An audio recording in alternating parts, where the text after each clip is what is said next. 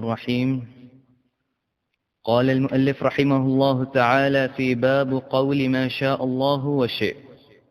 عن قتيلة أن يهوديا أتى النبي صلى الله عليه وسلم فقال: إنكم تشركون تقولون ما شاء الله وشئ وتقولون والكعبة. فأمرهم النبي صلى الله عليه وسلم إذا أرادوا أن يحلفوا أن يقولوا ورب الكعبة، وأن يقولوا ما شاء الله ثم شئ. إن الحمد لله نحمده ونستعينه ونستغفره ونعوذ بالله من شرور أنفسنا وسيئات أعمالنا.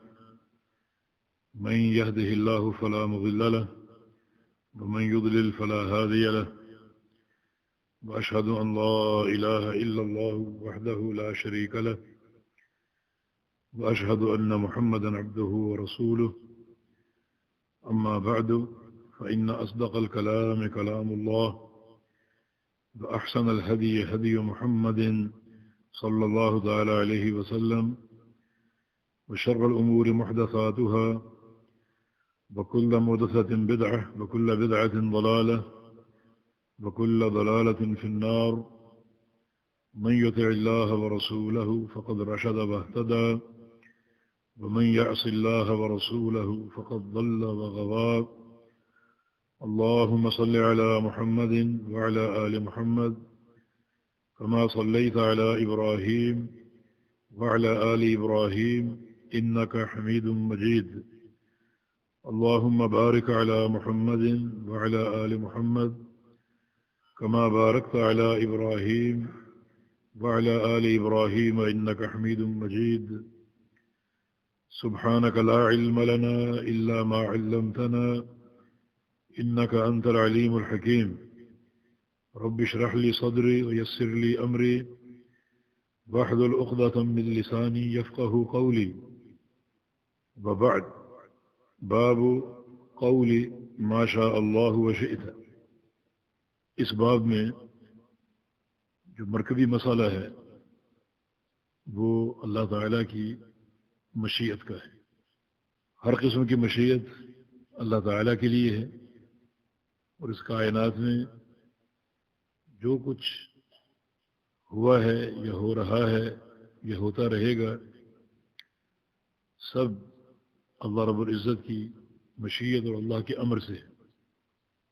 وما تشاءون الا ان یشاء اللہ رب العالمین، یعنی تمہاری مشیت اللہ تعالیٰ کی مشیت کے تابع ہے.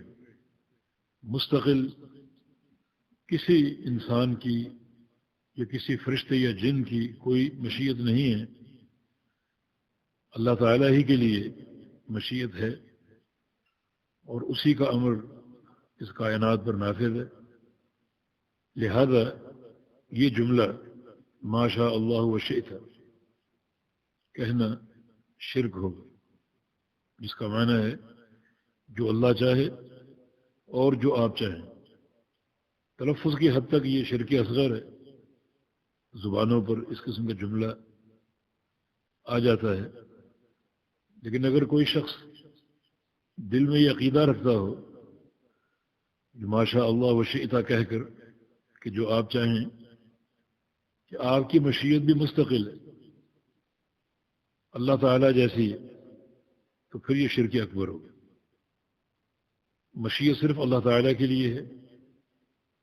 لہذا اس تعلق سے اپنا عقیدہ ہمیں درست رکھنا چاہیے، اور اپنی زبانوں سے ایسے الفاظ یا جملے ادا نہ کریں جو شرک کی حدود کو چھوتے ہیں، کیونکہ شرک بڑا بھیانک گناہ ہے. اور یہ پہلی حدیث قتیلہ رضی اللہ عنہ کی روایت سے ہے، جو قتیلہ بنت سیفی ہیں، اور یہ صحابیات میں سے ہے اور مہاجرات میں سے، جنہوں نے مکہ سے مدینہ ہجرت کی. یہ فرماتی ہیں کہ ایک یہودی نبی پاک صلی اللہ علیہ وسلم کی خدمت میں حاضر ہوا فقال، اور اس نے نبی علیہ السلام سے کہا، انکم تشرکون، کہ آپ بھی تو شرک کرتے ہیں، تقولون، یہ کہتے ہیں، ما شاء اللہ وشئت، اشارہ مسلمانوں کی طرف تھا کہ بعض مسلمان اس قسم کا جملہ ادا کرتے ہیں، یہ تو شرک ہے۔ وتقولون، اور آپ بھی کہتے ہیں، والکعبہ، کعبہ کی قسم، اور یہ دونوں شرک ہیں۔ فامرهم النبی صلی اللہ علیہ وسلم، تو نبی علیہ السلام نے صحابہ کو حکم دیا، اذا ارادوا ان يحلفوا، کہ جب بھی قسم کھانا چاہیں تو قسم یوں کھا لیا کریں، برب الکعبہ، رب کعبہ کی قسم، وان یقولوا ما شاء اللہ ثم شئت، اور یہ کہا کریں ما شاء اللہ ثم شئت، ثم کے ساتھ۔ یہ کل بات ہوئی تھی کہ ما شاء اللہ وشئت، ما شاء اللہ یہ معطوف علیہ ہے اور شئت معطوف ہے، اور یہ عطف بذریعہ واو ہے، اور واو جو ہے یہ بصورت عطف دو چیزوں کو جمع کر دیتی ہے۔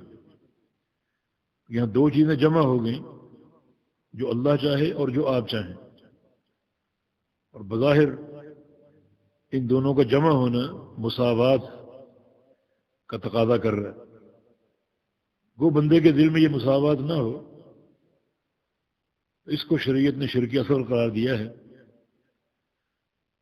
اور اس سے گریز کرے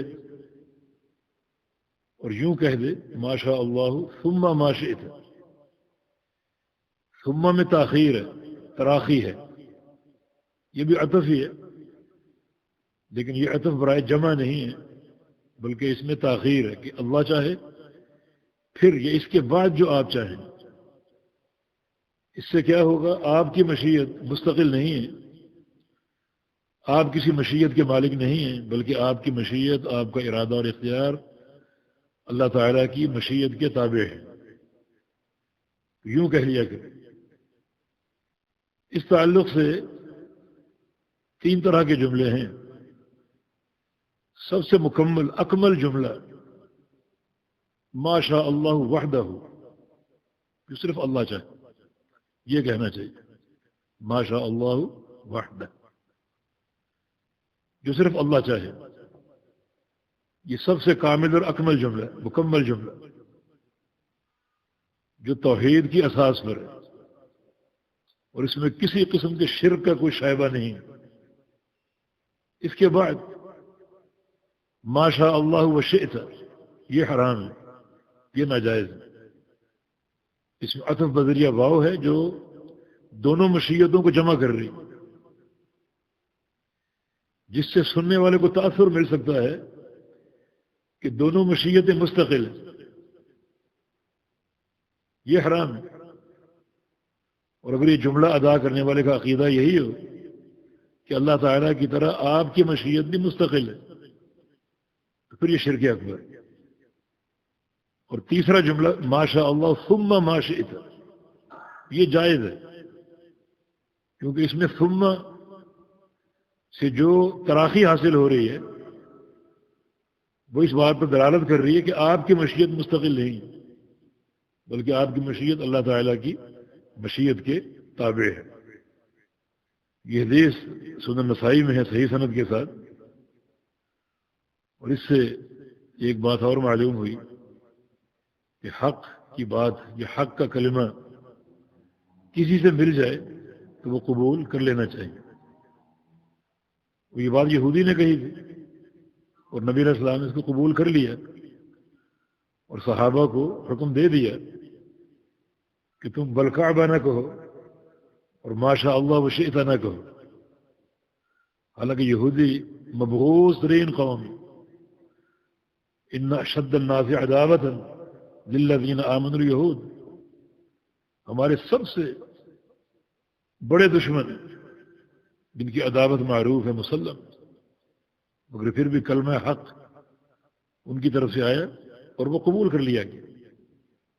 اور نبی صلی اللہ علیہ وسلم جو بھی حکم دیں گے صحابہ کو یا اپنی امت کو، وہ لازم اللہ تعالیٰ کی وحی کے تحت ہوگا، وحی کے بغیر نہیں۔ یہ کلمہ حق گو ایک یہودی سے ملا، لیکن رسول اکرم صلی اللہ علیہ وسلم کا فرمان، کیونکہ آپ ناطق وحی ہیں، وما ينطق عن الهوى ان هو الا وحی یوحى، تو آپ نے صحابہ کو یہ حکم دے دیا کہ آئندہ اس طرح قسم نہ کھائیں اور ایسا جملہ ادا نہ کریں جس میں کسی کی مستقل مشیت کے عقیدے کا شائبہ بن جائے۔ تو ہمیں بھی اس قسم کے کلمات سے گریز کرنا چاہیے۔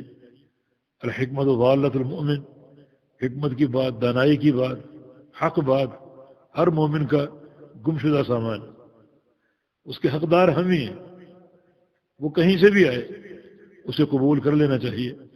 اور دین اسلام میں کوئی ایسا تعصب نہیں۔ یہودی خود متعصب تھے، پرلے درجے کے متعصب۔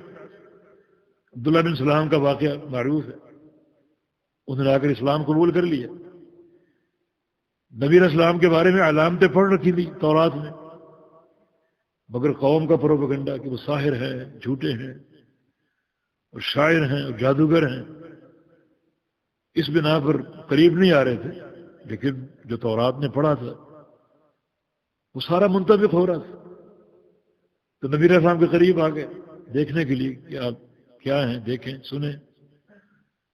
جب آ کے قریب سے نبی علیہ السلام کو دیکھا تو فرماتے ہیں کہ ایقنت بأن هذا الوجه ليس بوجه كذاب، اندر سے میرے دل سے یہ گواہی اٹھی کہ یہ چہرہ جھوٹے انسان کا چہرہ نہیں ہو سکتا، یہ چہرہ جھوٹ بول ہی نہیں سکتا۔ اور نبی علیہ السلام صحابہ کو واعظ کر رہے تھے، نصیحتیں کر رہے تھے، وہ بھی سنی۔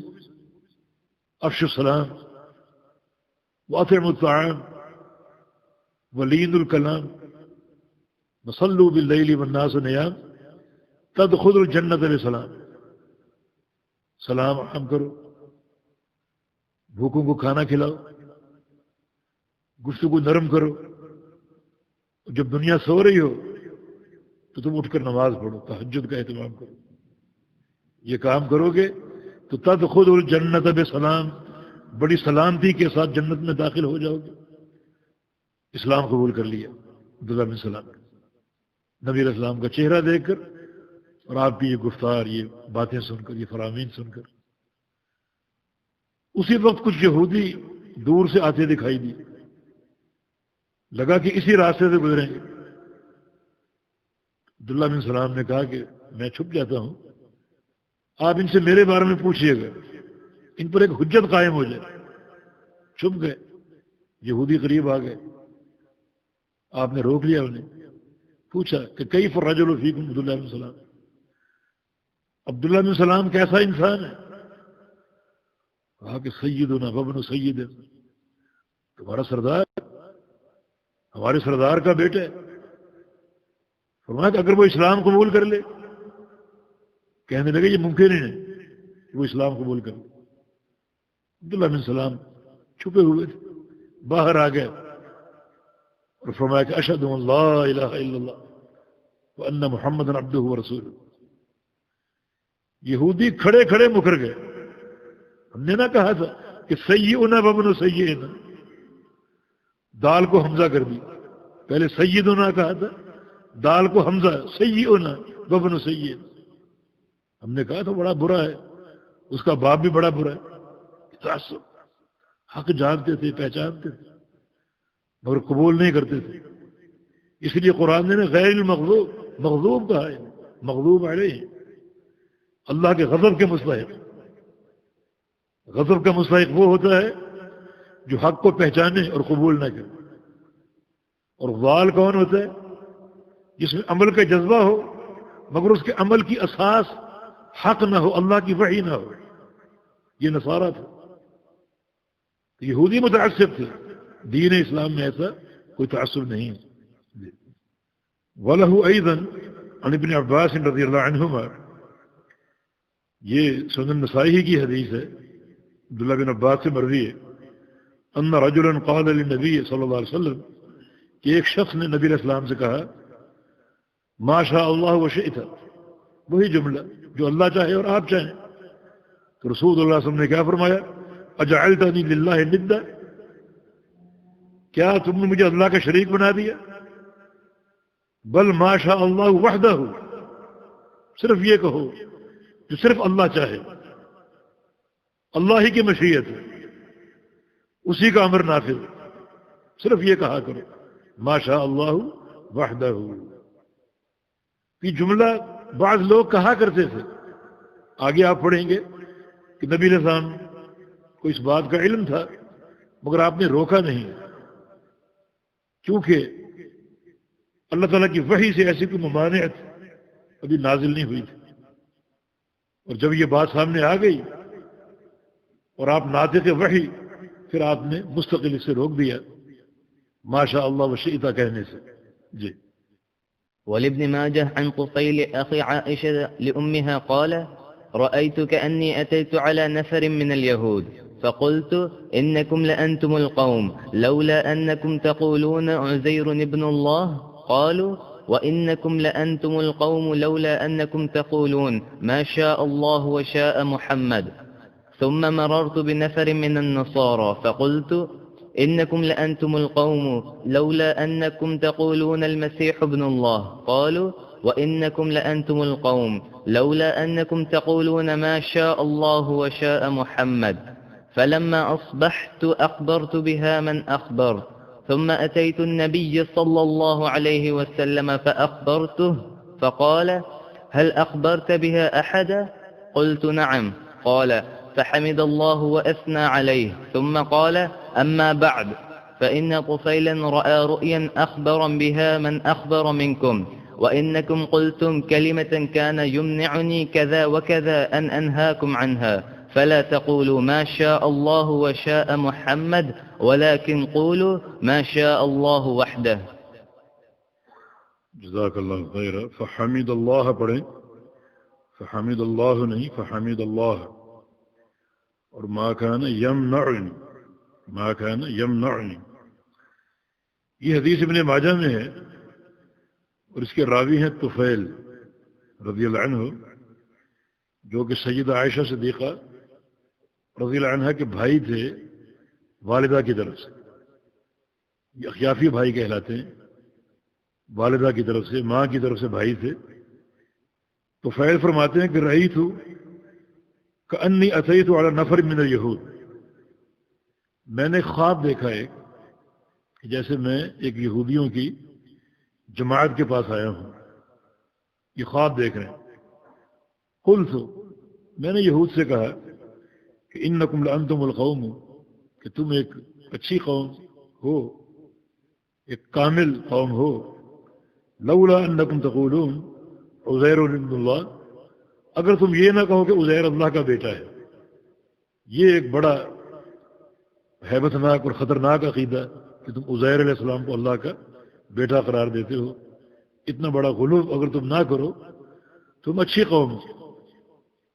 انہوں نے جواب دیا کہ وَإِنَّكُمْ لَأَنْتُمُ الْقَوْمُ، تم بھی اچھی قوم ہو، لولا انکم تقولون، اگر تم یہ جملہ نہ کہو ما شاء اللہ وشاء محمد صلی اللہ علیہ وسلم، کہ جو اللہ چاہے اور جو محمد چاہیں صلی اللہ علیہ وسلم۔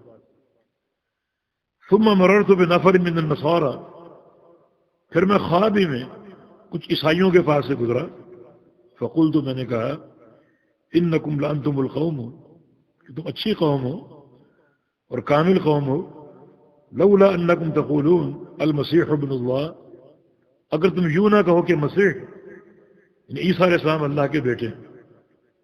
ان کو مسیح اس لیے کہتے تھے کہ مسح سے یعنی چھونے سے، ان کے چھونے سے اللہ رب العزت مریضوں کو شفا دے دیتا، حتیٰ کہ کوئی نابینا ہوتا تو اس کی بینائی بحال ہو جاتی، مگر اللہ کے امر سے، اللہ کے اذن سے، حتیٰ کہ مردہ بھی زندہ ہو جاتے اللہ کے امر سے، ان کے چھونے سے۔ یہ ایک معجزہ جو ان کے ہاتھوں ظاہر ہوتا تھا، اور یہ بات معلوم ہے کہ معجزے کا صرف ایک مظہر نبی ہوتا ہے مگر امر اللہ کا ہوتا ہے، اور نبی کے تصرف سے معجزہ ظاہر نہیں ہوتا، نبی کو کوئی اختیار نہیں ہوتا. اس لیے قرآن پاک میں عیسیٰ علیہ السلام کے جہاں اس معجزے کا ذکر ہے وہاں بِإِذْنِ کا ذکر ہے. بِإِذْنِ اللہ یا بِإِذْنِ ہی کہ اللہ کے اذن سے میں مردوں کو زندہ کرتا ہوں یا مریضوں کو شفا دیتا ہوں اللہ کے اذن سے. حتیٰ کہ ایک مقام پر فَأَنفُخُ فِيهَا بِإِذْنِ کہ اس کے اذن سے میں پھونک بھی اس کے اذن سے مارتا ہوں. لیکن پھونک مارنا کون سا مشکل ہے کہ پھونک بھی اس کے اذن سے اس کے امر سے مارتا ہوں. اس کی اگر توفیق نہ ہو تو پھونک تک مارنے پر قادر نہیں ہو. چیز ہے کہ معجزے پر قدرت ہو. تو اس لیے آپ کا لقب مسیح. ان عیسائیوں نے کہا، میں نے عیسائیوں سے کہا کہ اگر تم مسیح ابن اللہ نہ کہو تم اچھے لوگ ہو. قالوا انکم لانتم القوم، انہوں نے جواب دیا کہ تم بھی اچھی قوم ہو.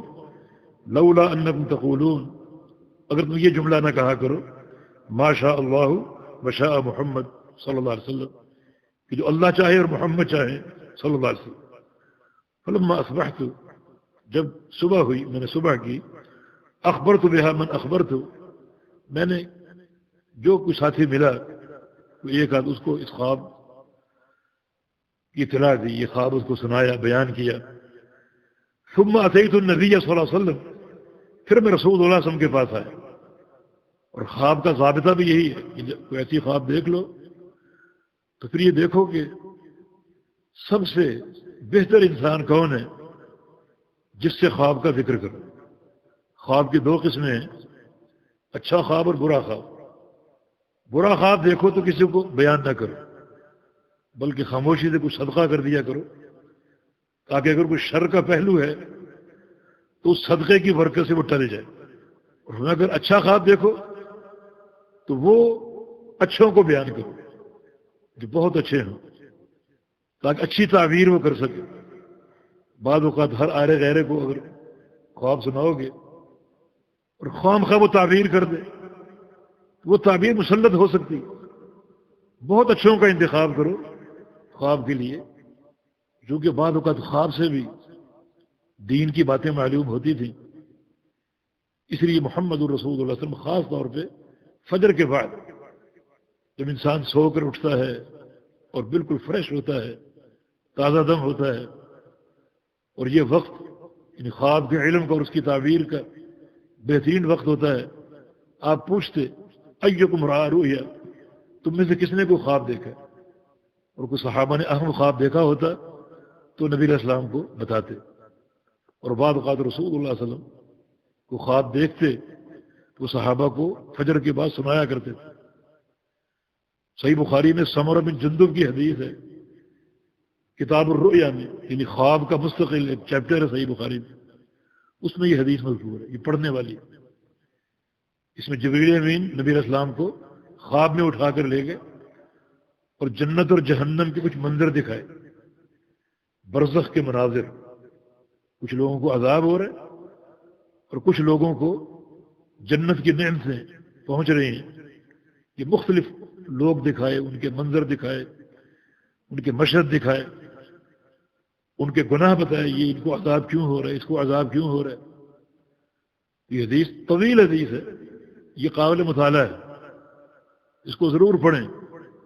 علماء سے پڑھیں تو اور زیادہ فائدہ ہوگا تاکہ ایک بڑا علم اس سے حاصل ہو سکے، بڑی نصیحت کی باتیں.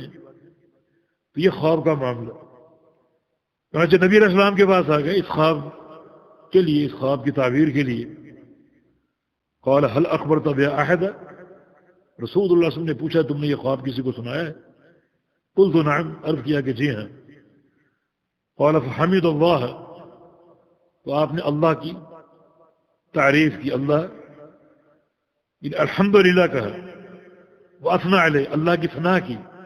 فحمد اللہ، اگر فحمد اللہ کہو گے تو اللہ نے تعریف کی، پھر یہ فاعل ہوگا اور معنی بڑا غلط ہو جائے گا.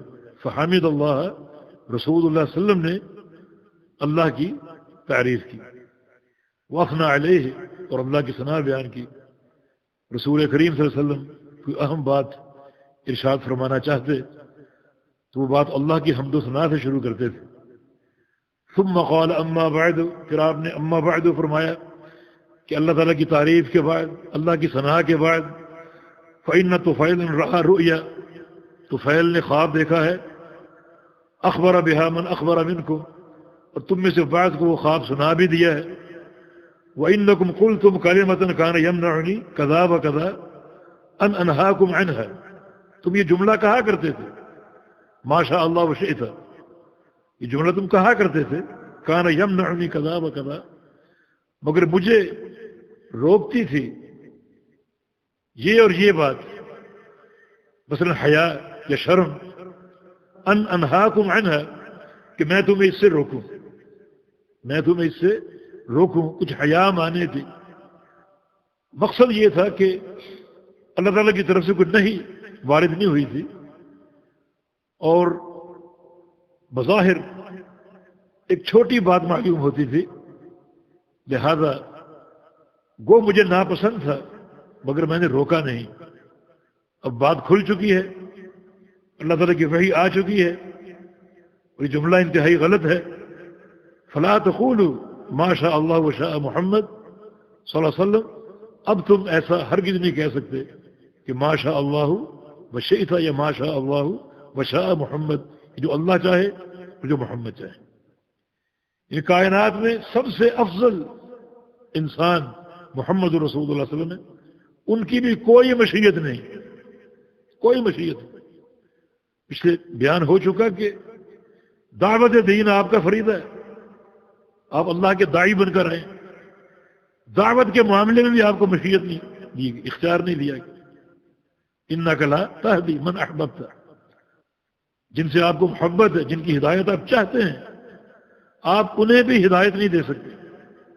ایک دفعہ یہودیوں نے کچھ سوال پوچھے اور کہا کہ اگر آپ نبی برحق ہیں تو ان کے جواب آپ دے سکتے ہیں، پھر آپ کی یہ نبوت کی صداقت کی دلیل ہوگی، اور اگر آپ نبی برحق نہیں ہیں تو یہ جواب آپ کو نہیں آئیں گے، یہ جواب نہیں دے سکیں گے۔ میں پوچھو، انہوں نے سوال کیے، آپ نے فرمایا کہ کل بتائیں گے، کل ان کا جواب دیں گے، اس توقع پر کہ اللہ کی وحی آ جائے گی اور سوال کے جواب دے دیں گے۔ اب معاملہ لوگوں کے سامنے ہوا، اور یہود نے وعدہ بھی کیا کہ ہم ایمان لے آئیں گے، مگر اللہ تعالیٰ کی وحی نہیں آئی۔ ایک دن گزرا، 2 دن گزرا، 2 ہفتے گزر گئے، اللہ تعالیٰ کی وحی نہیں آئی، اور یہودی بار بار آئے۔ ان الیہود قوم بہت، جھگڑالو قوم، حاسد متعصب قوم، انہیں ایک موقع ہاتھ آ گیا کہ جواب دو، جواب دو، آپ خاموش ہیں، اللہ کی وحی نہیں آ رہی۔ 2 ہفتوں بعد اللہ کی وحی آئی، لا تقولن لشیء انی فاعل ذلک غدا الا ان شاء اللہ۔ اللہ تعالیٰ جواب بتائے، مگر پہلے ایک تنبیہ کی کہ اے محمد صلی اللہ علیہ وسلم، آپ کل کے بارے میں کوئی کام کہنا چاہیں تو انشاءاللہ کے بغیر نہیں کہہ سکتے، اللہ تعالیٰ کی مشیت کو لاؤ کہ انشاءاللہ کل بتائیں گے۔ حالانکہ ہدایت کا معاملہ، دعوت کا معاملہ، اور یہود کے سامنے یہ بات ہوئی، مگر نہیں، مشیت اللہ تعالیٰ کی ہے، اختیار اللہ تعالیٰ کا ہے، حتیٰ کہ افضل الخلق محمد رسول اللہ صلی اللہ علیہ وسلم اپنے اس دعوت کے معاملے میں بھی کوئی اختیار نہیں رکھتے، سارا اختیار اللہ تعالیٰ کے پاس۔ اللہ لہ الخلق والامر، یہ خلق اللہ کی ہے، اور اللہ کی خلق پر امر اور اختیار صرف اللہ تعالیٰ کا ہے۔ ولیکن قولوا ما شاء اللہ وحدہ، یہ ما شاء اللہ وشاء محمد مت کہو، بلکہ یہ کہو کہ جو صرف اللہ چاہے، جو صرف اللہ چاہے۔ اس قسم کی باتیں بعض اوقات زبان پر آتی ہیں، شرک اصغر ہے، اگر بندے کے دل میں وہ عقیدہ نہیں ہے، اگر دل میں عقیدہ ہے تو پھر وہ شرک اکبر ہو جائے گا۔ تو اس سے یہ بات معلوم ہوئی کہ خواب سے بھی علم آ سکتا ہے۔ اللہ تعالیٰ نے اپنے پیغمبر کے صحابی کو خواب بتایا، اور پیغمبر علیہ السلام نے اس خواب کی تائید اور تصدیق فرمائی۔ تو خواب سے بھی اللہ تعالیٰ کا علم آ سکتا ہے۔ رسول اللہ صلی اللہ علیہ وسلم کو بہت سے مسائل بذریعہ خواب بتائے گئے، یہ بھی ایک طریقے وحی ہے۔ اور یہ خواب بعض اوقات دوسروں کو بھی دکھایا جا سکتا ہے، جیسے اذان کی مشروعیت. اذان کا خواب عبداللہ بن زید کو آیا، اس سے قبل اذان نہیں تھی، اور میٹنگیں ہو رہی تھی، اجتماعات ہو رہے تھے کہ لوگوں کو نماز کے وقت کی خبر کیسے دے. وہ کسی نے ناقوس کا مشورہ دیا، کسی نے بوک کا مشورہ دیا، کسی نے کہا آگ جلائیں تاکہ جب دھواں اٹھے تو لوگ دیکھ لیں کہ وقت نماز کا ہو چکا. عبداللہ بن زید گھر آ کر سوئے تو فرشتہ خواب میں آ کر ان کو اذان سکھاتا. انہوں نے آ کر نبی علیہ السلام کو بتایا رات میں نے یہ خواب دیکھا. تو یہ اذان کی مشروعیت خواب سے آئی، اور خواب بھی ایک صحابی کو آیا، مگر تصدیق اللہ کے پیغمبر نے فرمائی. اب یہ معاملہ نبی علیہ السلام کی زندگی تک تھا. اب آپ صلی اللہ علیہ وسلم کی وفات کے بعد جبکہ دین بھی کامل ہو چکا، اب کوئی شخص یہ دعویٰ کرے کہ رات میں نے یہ خواب دیکھا ہے اور کوئی دین کی بات بتائے آ کے، کوئی نئی بات جو کتاب و سنت میں نہیں ہے، تو وہ جھوٹا ہے. دین مکمل ہو چکا. اب کسی کشف، کسی خواب، کسی الہام سے کوئی نئی چیز نہیں آ سکتی. الیوم اکملت لکم دینکم واتممت علیکم نعمتی. اللہ پاک فرما رہا ہے کہ آج میں نے اپنا دین مکمل کر دیا. واتممت علیکم نعمتی، اپنی نعمت تمام کر دی.